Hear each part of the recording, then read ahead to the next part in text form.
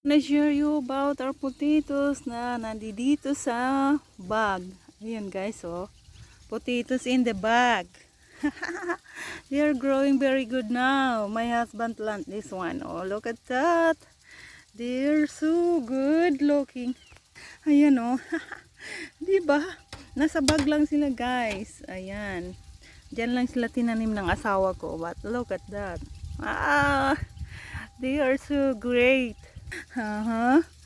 Okay, oh. My G. Here.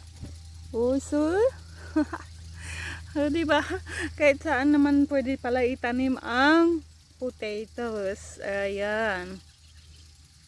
Right here, oh, see? Ha! Here. Oh, it's just about to grow up. Here, not yet. But